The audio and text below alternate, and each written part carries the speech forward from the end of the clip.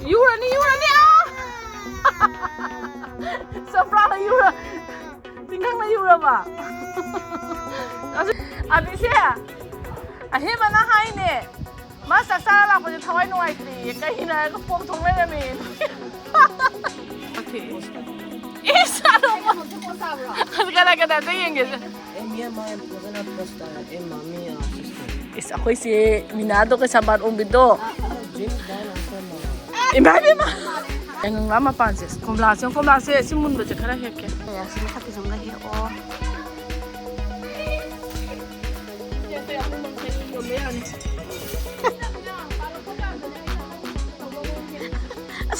Ay, timugi sagay ay na hayta. Ah, ay dra matun yaw din namin. Mani. Ay kumo. Tutu na kupigin na. Smile to kani sini ay di ma yang pangnya dai siya. Aduh lai de. He ka lagi kalo. Ate. Sini ay hebe siya. Ahimba. Sa. Oh moy ta thada mo. Mayam ay video haptaba kuire ay hakchang ngamudre duga thabak su khara chillure ado ngasi se Gitanjali na ai se phone tawraga disturb tawrai tare sinina ane ma kuire bane sawale phala sari hinjang he ula o dagi mayam am leire patlam mangi khole na haibadagi ai se mana phone de saulang khale adugi ngarang lungda ga su pung tara ma thoi dai saulang hinjang le he ula o na ading ngasi ay su phone tawre adugi ai se ngasi se hinjang hengla ko ni Gitanjali da ai hinjang hengla ko ai than ai nate taw se khoi Leikai da leiba Gitanjali hai se masawen udaba misu maming oina khangba yaure khoi Leikai da kaino da aina da ai mana bispaina amalai khole ai relative sam lai adudagi he ubani kholo bane na aduga school gi Haying school chapagana staff to sumayama mapiramani staff ki mijo phane am hanjan chare thaunai mamine thaunagi mamana moi thaunai yum de he ubani na ga he ubani kholo bani moi mama de am hai khole have de ma se phajana maming sale school the staff me am yen bada orange modi kano se am pa me lime se am pa me kom haw khole ka hai du ga hawai ka se aina yen bada ado ai thana na te sab se do mayam na didam hai ko dina nang bu guide hinjang he ga mi hingon dagi hinjang he na side da thawe adra ko do da dagi dum side khang de dum hai mi hingon dagi hinjang he ma side hingon gi tap ta do da ai na adu gi khalaga he u dab dagi ai ko na de ai na pause main da dagi comment pi ko le have de gi tanjana ke da bi ka du no nang ni na sai ma ki ne ma no ni saulang khale chai de du he ro ge no ma thaw ba nang gi na sa do pha ba ne no mo patient put here for ne have the you can Neena no mak to patient fruit can I know me athobo khulan ge ismi patient fruit za ba phang wodi me ma yi sek ai ma sa na mo na sacrifice to wodi lo Thungna chak sao rồi chalo nang ne. sa lo lo can I know Chalo. Mabani hik mina ge tonton so poki sa ro so poki sunflower na ti can I know thabo kara ne ge khula ba It's dying. Inge. Ama khula ba. Thaba ama salai re. Kai da ge. Ano ba ti patient fruit ni kai no. Atha he ma le khulu lo. Ni sa sa thu ro. Ha. Sa thu ro be ma la ma se. Ani jam de pizza ge. Pizza ro so. Sana ni ne. Patient fruit ama kha da khulu ro so. Cái gì kìa? Spanish sai sin ne ne Gitanjali di mai thi yo. Kai le ge bu kai ro thi di kai khang du no. Sida yang o sida. Sana smile da ro. Hang do yang. Đây bra. Kaim tu udah. Nó là ni o. Ha. What more is this? Mai tay morok ne. Kasi morok ni tham tha sangam ne na phone to. Manung de yang em ba. Amun ba pa. Kar manati he kui re. Ai u de do. Siba. Kui re he. Kano he ola do di sampra. Hang pa de he lo. Sila le lo.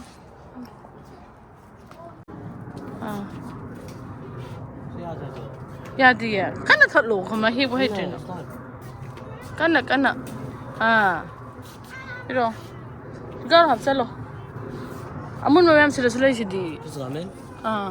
Why so much ramen? Si na lime hai do na to. ꯑꯆꯧꯕꯗꯨꯅ ꯂꯦꯃꯟ ꯍꯥꯏꯗꯨꯅꯤ ꯁꯤꯗ ꯑꯣꯟ ꯐꯠ ꯊꯤꯜꯂꯦ ꯁꯤꯗ ꯈꯦꯜꯂꯛꯑꯣ Kai thugna. ꯑꯣ sina heoto sina ma te esizo heono hema sida ina kro khulula sim am tarisa pesin presleto silao si khulu apple tree na le to manungda expand to buladi he parliament ke doroge da Expand to. karamano Saan mo ba na? karamano This one. uba bising jira Oh, no, this line. kai no orange khona na ge he The ko box dune hop, right? Uda. si box sira he how we mana yaudana uba panda bida uba si orange city tha ma le ga de loi mula ani si khangdabro nang bo khangdi ya One was a jaw. ha It was a jaw. na ge hoi sa bo orange ni ke no himba ngawre dara nang de sapa hidro bo nang bo tak sapa ya bane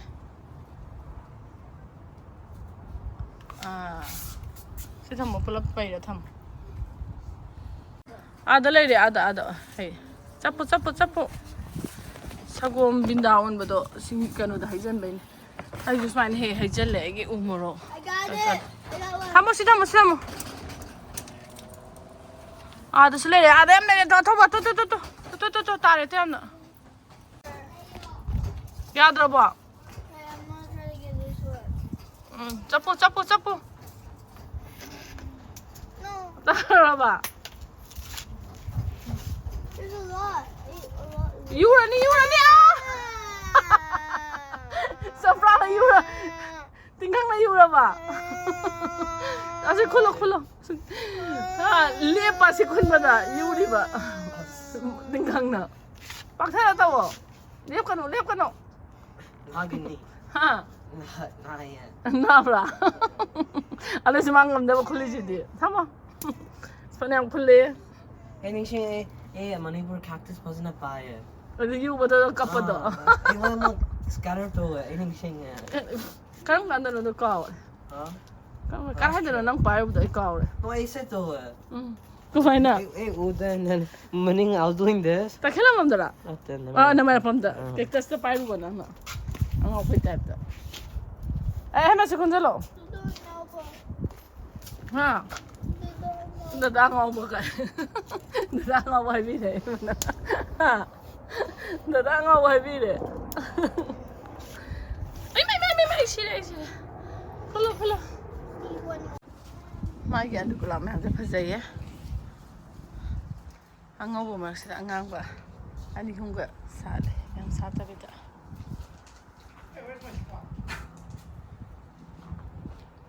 Anjali yung sakpan bisi phane am saura me he wanga me ado yung sak sida tasa ku sai san gare mai se mari phane phajana saura ala ani tasa ku sa se mo mai ge se tang ha jane tasa ku sa sida de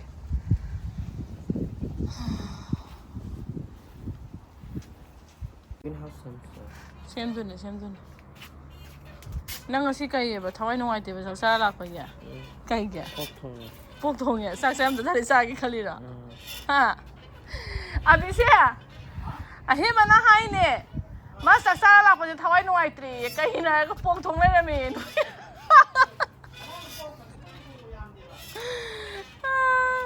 kasi nang nabuk pik thale ba ha hele saita ti asang ba hekla kanu ko na hana asang nang na hai ba do haute pamui haute sanga di sille hawe ba ni ma sille ai di mula kanan hawe Hey, more means sweet, right? ha oh super posa ko do adu ren hawe ba adu na kanu tawra di hepira kanu ko ai pamu je asaning mo sa phang di ma sa do ko wait everything I do ba Anything in dinner, he only eat that for dinner one time. Không ngờ bây giờ sa phang da ba ge sa hum je khulin ai ama si de he ko ne kele he ma kele tu la khulu lo na sa ba do ni ha I'm trying to tu silai de get the passion. khulu tu manung da dile yam dunia ba khangwa di ne ba Hey, nang khuni ka do yang modana se pura expert ne. Tadi tada ne thi de ne sa atho tha jala ga. Sa so tha jala thi de bane. Nang anu amu du ko di ura ra mo hena. Ya di thor pa ngam di mid no khano to sak thi. Yes, ano po. Kala ka da yeng ge. Gieng le me ano ka se. Post ai hai so. Me and my cousin post mommy sister. Is ako'y si Minado ka sambat umbido. Ano upada ko ay posta mi si ako'y si duni. James Bond after my. Imagine ma. James Bond ki actress mare ako'y si Minado. Nai ma bu kai hao ra ni. Haraw ba si ano to sungaw ni hoy si di. Pali bro. Nang sungaw ko. Ako'y si ano to ngaw ni. Sana lupa ngaw de ma ano ka ne gari ga. As kuning sing be ma sang bo ke la turi to ni na na mu sala sang bo ek tha de hai ra ni. Sing mai ne hai phagi na ti. Nong na do me am sin na ma sa gi hingo na ti ga du to e ga sa do phi sa ning e ga. Adu na ikai ni he na se se. Phagi na ti sang bo di ke la di pa mu ko. Kai no mu yeng do na. Karai de no. Dengue, assim, ko.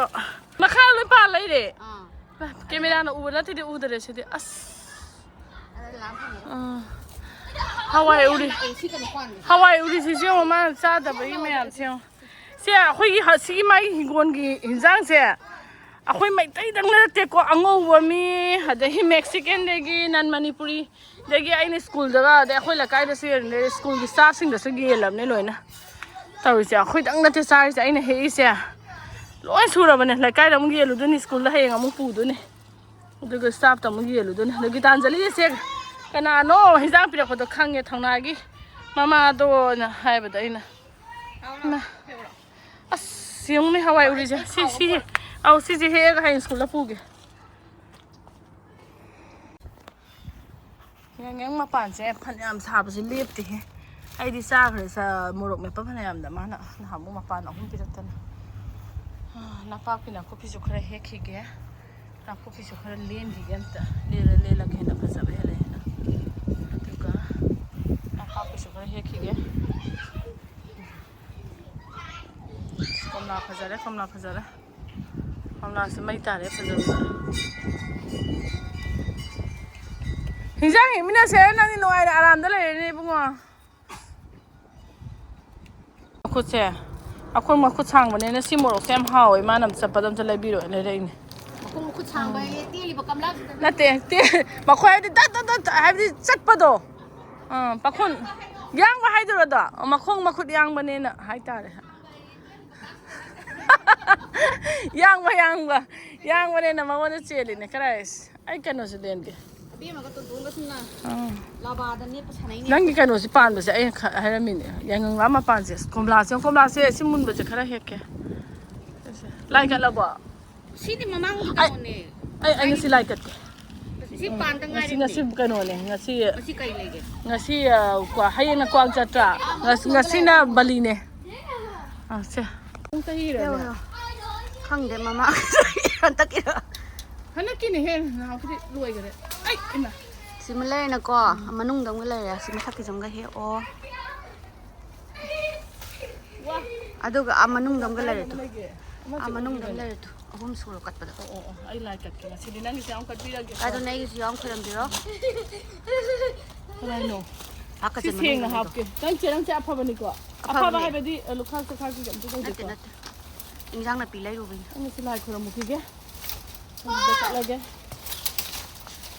ai no ka chara ge ahum ka lage ya azadra asi gi sum na kan na ma man thalai dino adu ne charung he wa do ni jang khudang da ya lo ha khaw to ta ga ya lo ra na kwa se ra si me na hai de sin nang hai bai ne ba nang hai khudang da ya lo do he o hai de ne ti ama kha da jong ne to wi jong ka khala na ko pi ji zo khara len go India sort of nang pi yung bi nang bo cha ba so ma do madu gi den hena tan gare ai ngana ro ra ai madu na ti adu gi sigi hek pa jam yam haga jai ba sai na sira ya na si ai hagi na ti si yo no yi hoi si de gi apni man din nang ra ge nang na ro ꯄꯥꯝꯕ꯭ꯔꯥ ꯑꯩꯅ ꯀꯩꯅꯣꯗꯨꯁꯨ ꯑꯁꯤꯒꯤ ꯀꯩꯅꯣꯁꯤꯁꯨ ꯀꯔꯤ ꯍꯋꯥꯏ ꯊꯝꯄꯥꯛꯄꯤꯁꯤꯁꯨ ꯍꯪꯉꯨ ꯃꯣꯏꯗꯤ ꯄꯥꯝꯕꯖꯥꯠꯅꯤ ꯀꯣ ꯃꯣꯏ ꯀꯥꯡꯍꯧ ꯆꯥꯕꯒꯤ ꯐꯥꯒꯤ ꯅꯠꯇꯦ ꯑꯩꯁꯦ ꯍꯥꯏꯔꯛꯑꯣꯔꯥ ꯍꯪꯉꯨꯅꯦ ꯍꯪꯉꯛꯀꯦ ꯐꯥꯒꯤ ꯅꯠꯇꯦ ꯕꯤꯖꯤꯅꯦꯁꯇ ꯌꯥꯎꯅꯤꯡꯕ ꯃꯈꯩ ꯌꯣꯟꯕ ꯌꯥꯅꯤ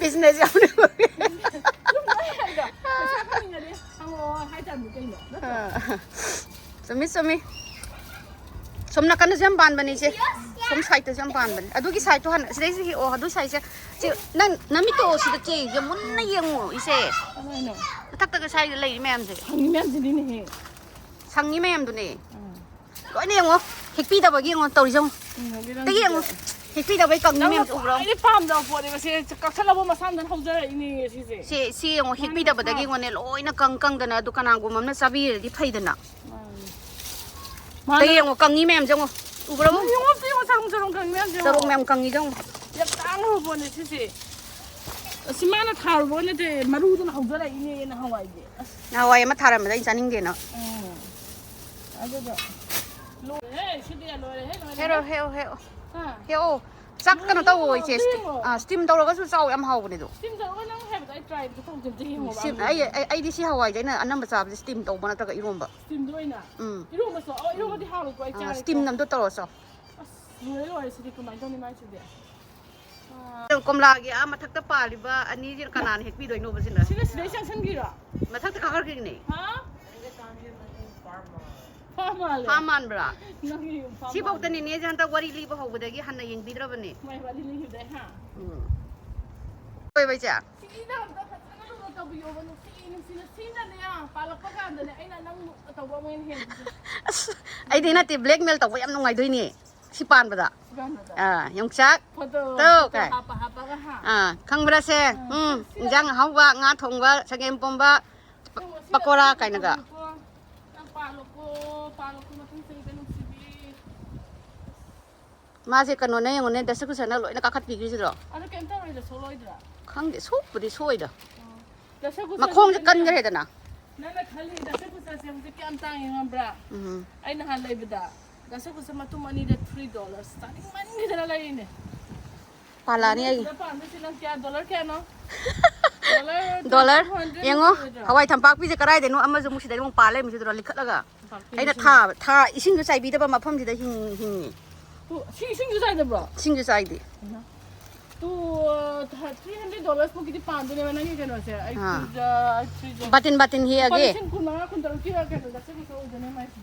바틴 히어게 아두가 그러나 거기 시기 통과나 판매 이원게 또 비무 살라가 나저 파마 스타켓 강나로스라 잘로 이베 마사로 사이드에 단토었다나 엄마 하와 도마 비용을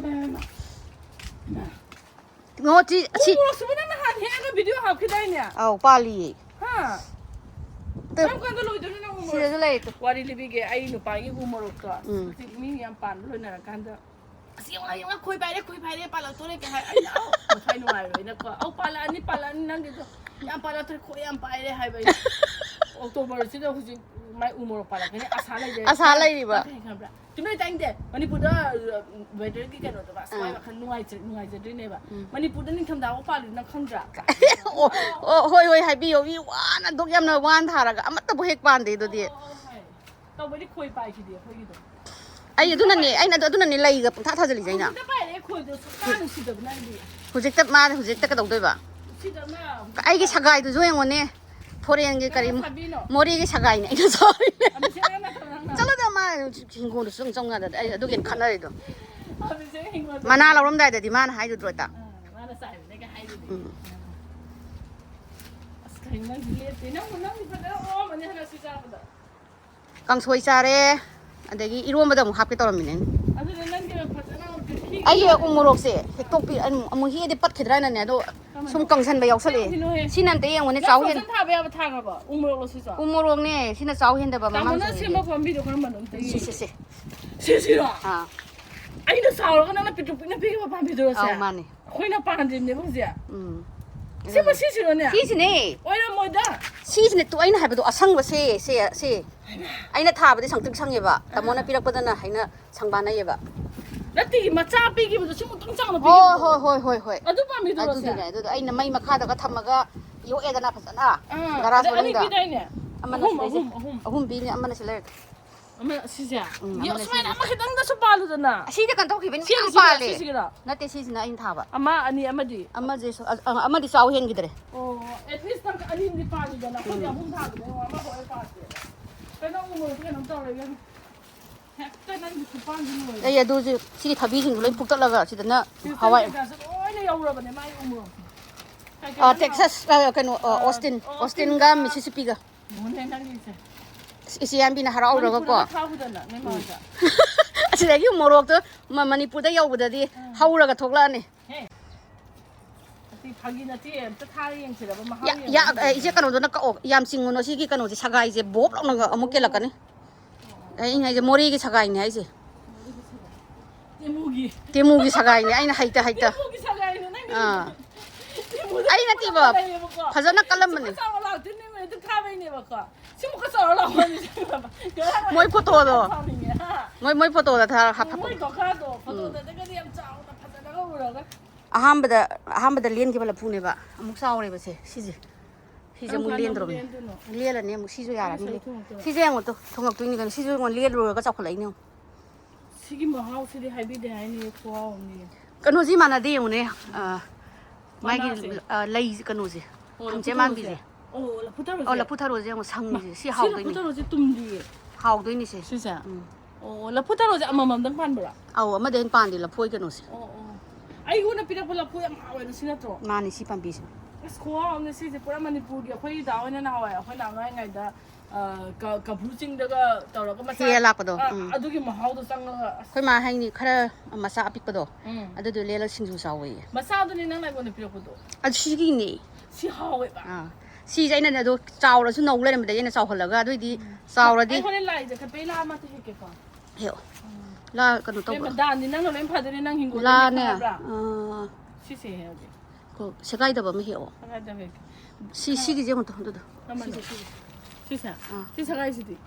Ati adu kan to idana sekai ra su nang kanu yat pi ai dana phajai dana maton yaw di na ma. Ma si je nang he dan thung ju ne khanga bra. Mani. Nang kanu da gi taw bane na.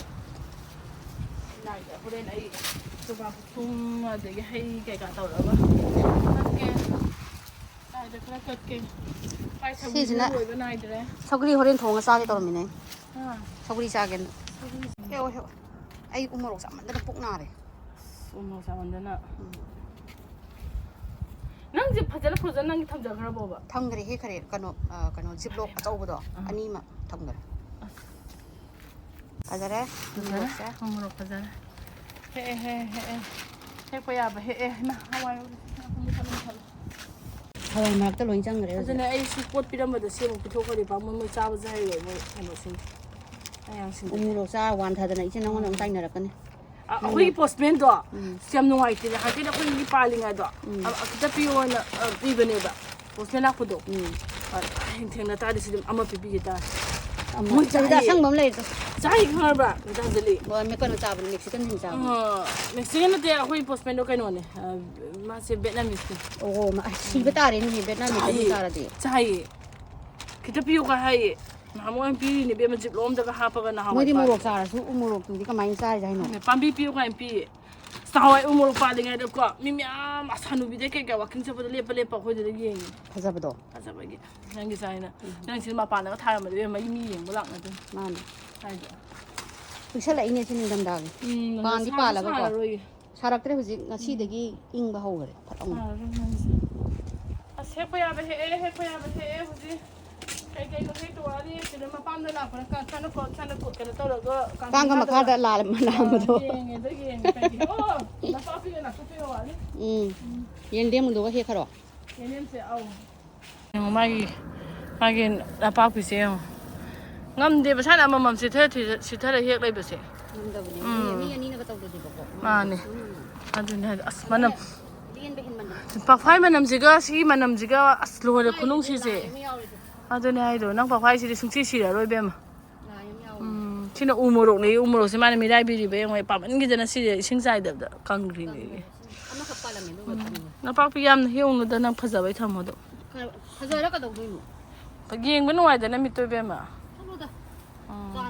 ꯃꯔꯨꯕꯨꯗꯤ ꯑꯃ ꯊꯔꯣꯏ ꯀꯦꯜꯂꯛꯑꯒ ꯁꯤ ꯍꯧꯔꯛꯇꯨꯅꯤꯅꯦ ꯑꯃꯨꯛ ꯍꯥ ꯀꯩꯅꯣ ꯅꯄꯥꯛꯄꯤ ꯃꯔꯨꯅ ꯌꯥꯗꯕ꯭ꯔꯣ ꯑꯁ ꯑꯩꯗꯤ ꯑꯗꯨꯗꯤ ꯅꯪꯅ ꯍꯥꯟꯅ ꯍꯥꯏꯔꯛꯑꯣ ꯌꯥꯗ ꯊꯧꯒꯤ ꯆꯥꯗ꯭ꯔꯤꯅꯦ ꯃꯔꯨ ꯇꯥꯍꯟꯗꯨꯅꯦ ꯀꯥꯏꯅꯒ ꯁꯨꯃꯥꯏꯅ ꯇꯧꯔꯤꯗꯣ ꯑꯩꯗꯤ ꯆꯥꯗ꯭ꯔꯤꯅꯦ ꯅꯥꯀꯨꯞꯄꯤꯗꯤ ꯌꯥꯕ ꯅꯄꯥꯛꯄꯤꯗꯤ ꯃꯥꯗꯤ ꯃꯔꯥꯡ ꯊꯥꯗꯗꯤ ꯌꯥꯗꯦ ꯍꯩꯃꯥ ꯀꯩꯅꯣ ꯁꯤ ꯃꯥꯗꯤ ꯃꯔꯨ ꯑꯝꯇ ꯄꯥꯜꯂꯣꯏꯗ ꯌꯥꯎꯗꯦꯅꯦ ꯅꯪꯅ ꯍꯥꯏꯔꯀꯥꯟꯗ ꯈꯪꯉꯦ ꯃꯥꯁꯦ ꯁꯤꯁꯦ ꯂꯣꯏꯅꯃꯛ ꯅꯄꯥꯛꯄꯤꯁꯤꯡꯁꯦ ꯁꯤꯗꯁꯨ ꯌꯦꯡꯉꯨ ꯂꯥꯎꯗꯣ ꯊꯥꯖꯗ꯭ꯔꯒ ꯁꯤꯁꯦ ꯃꯥꯒꯤ ꯃꯨꯜꯂꯦꯗꯅ ꯁꯦ ꯁꯤꯁꯦ ꯃꯔꯨ ꯑꯝꯇ ꯌꯥꯎꯗ꯭ꯔꯤꯁꯨ ꯌꯦꯡꯉꯣ ꯅꯥꯀꯨꯞꯄꯤꯒꯤ ꯅꯠꯇꯨ ꯅꯥꯀꯨꯞꯄꯤꯒꯤꯅ ꯃꯔꯨ ꯑꯃꯨꯛ ꯌꯥꯎꯔꯤꯗꯣ ꯇꯨ ꯅꯥꯀꯨꯞꯄꯤꯒꯤꯅ ꯁꯨꯃꯥꯏꯅ ꯇꯧꯔꯛꯀꯅꯤ ꯁꯤꯅꯤ ꯑꯩꯗꯤ ꯏꯃꯥ ꯌꯥꯝ ꯄꯪꯉꯦꯗ ꯑꯩꯁꯦ ꯅꯄꯥꯛꯄꯤꯗꯤ ꯌꯥꯗꯦꯕ ꯑꯁ ꯑꯩ ꯌꯦꯡꯉꯣ ꯃꯔꯨꯅ ꯍꯧꯔꯛꯏꯅꯦ ꯁꯤ ꯃꯆꯥ ꯃꯆꯥꯁꯤꯡꯗꯣ ꯑꯣ ꯍꯥꯏꯕꯗꯤ ꯅꯥꯀꯨꯞꯄꯤꯁꯤꯡꯗꯣ ꯅꯥꯀꯨꯞꯄꯤꯁꯦ ꯁꯤꯗꯩꯁꯦ ꯃꯔꯨꯅ ꯍꯧꯔꯛꯏꯅꯦ ꯑꯩ ꯃꯔꯨ ꯈꯔ ꯄꯤꯌꯨꯀꯣ ꯃꯔꯨ ꯑꯗꯨꯗꯤ ꯅꯪ ꯑꯗꯨ ꯀꯩꯅꯣ ꯇꯧꯗ ꯁꯤ ꯃꯨꯜꯂꯒ ꯑꯗꯨꯝ ꯂꯧ ꯌꯥꯔꯦ ꯑꯗꯨꯝ ꯃꯨꯜꯂꯒ ꯂꯧꯒꯦ ꯑꯩꯒꯤ ꯁꯤꯁꯦ ꯑꯋꯥꯊꯕꯤꯔ ꯑꯝꯇ ꯍꯥꯏꯕꯤꯔꯛꯑꯣ ꯌꯦꯡꯉꯣ ꯑꯩꯅ ꯑꯋꯥꯊꯕꯤꯅꯦꯅ ꯍꯥꯏꯔꯤ ꯑꯩ ꯑꯋꯥꯊꯕꯤꯗꯤ ꯃꯥꯟꯗꯤ ꯈꯪꯗꯦ ꯃꯥꯜꯂꯤ ꯑꯩꯗꯤ ꯑꯋꯥꯊꯕꯤ ꯃꯅꯥ ꯁꯦꯝꯉꯨꯗꯅ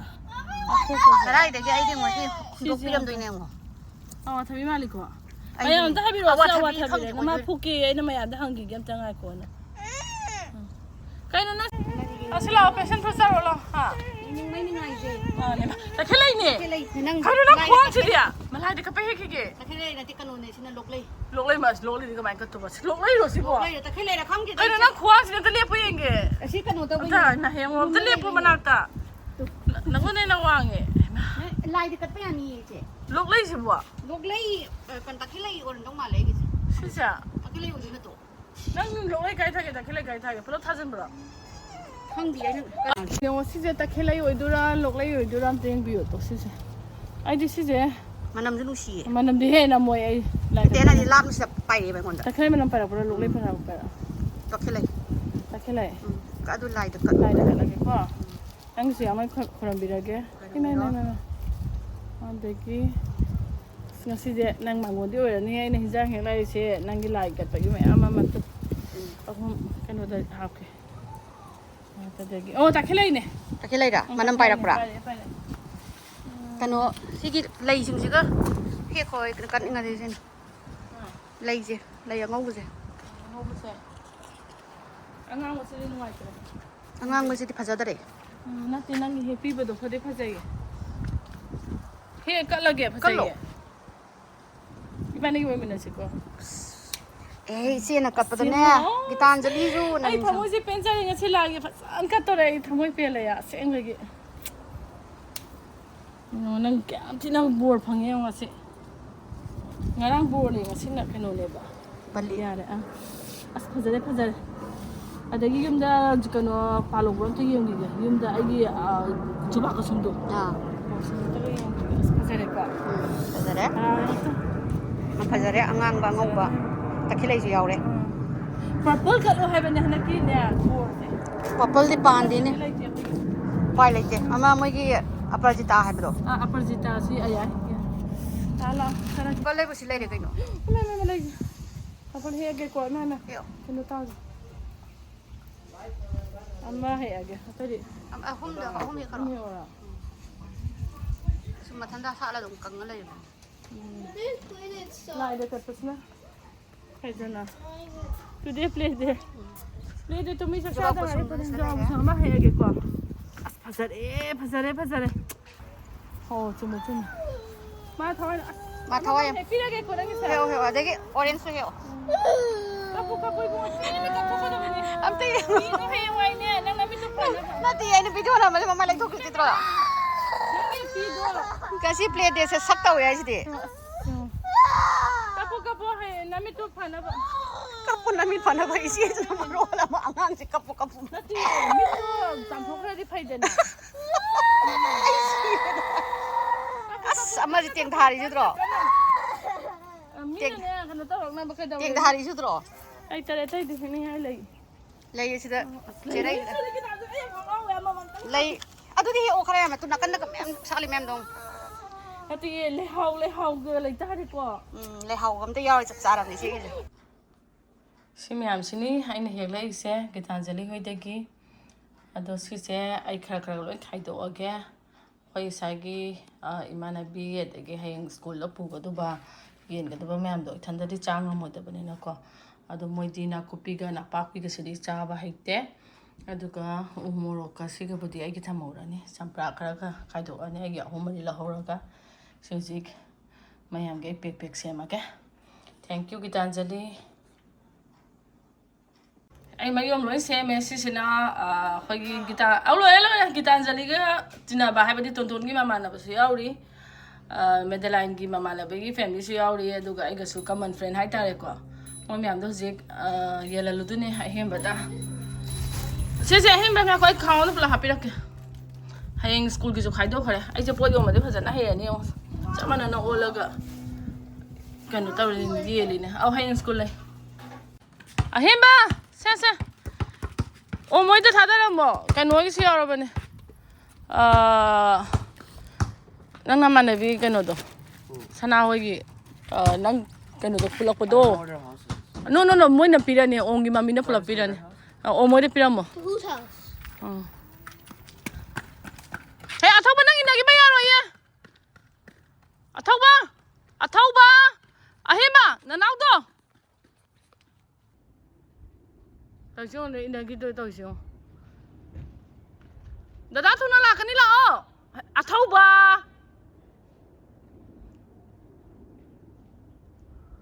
tawjo ne masinga se athauba ina khare o papa ka sa sila o nanga chalo hem basar kaino mira o da sali ne mira o da yam thula kani ba ina to ini